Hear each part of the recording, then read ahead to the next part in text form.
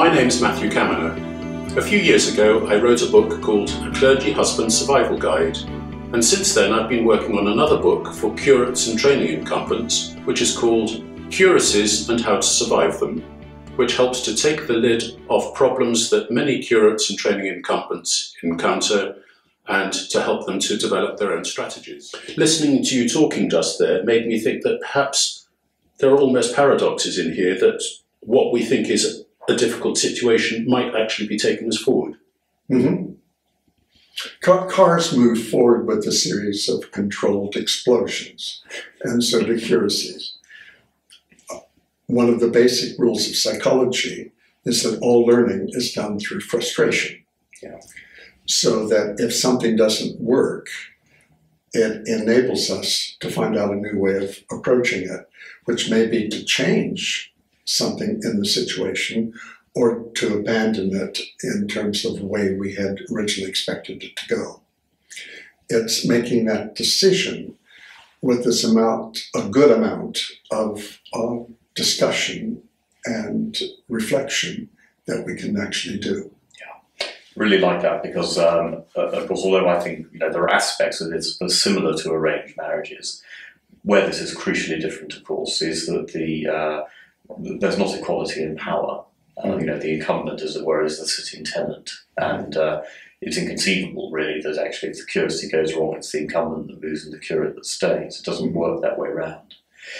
It reminds me of something wonderful, I think, that our training incumbent said to me when we were first starting the ministry. He said, anything you do that you get wrong to begin with, I'll take the blame for. And anything that you do that actually is good, you can have the credit for.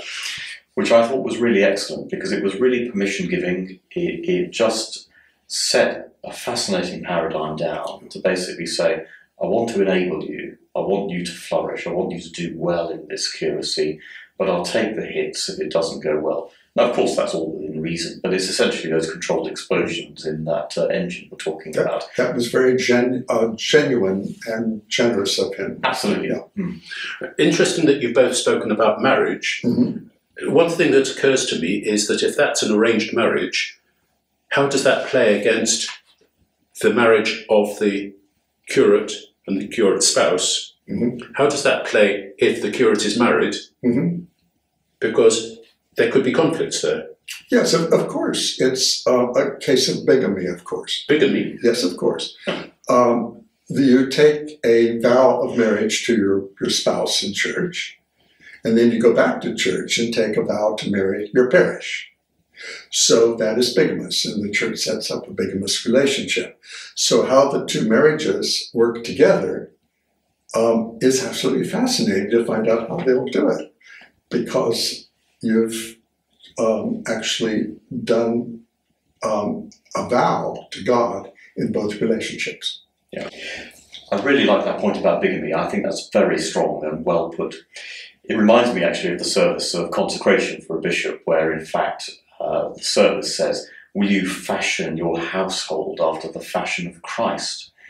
Well, you can't really fashion your household after the example of Christ, because actually Christ, as far as we know, had no household. So this is again, I think, where the church is sometimes not very honest and clear about what it means to have a house, a household, kids, spouses, and also be in this deep, almost marital relationship with the parish and indeed with God.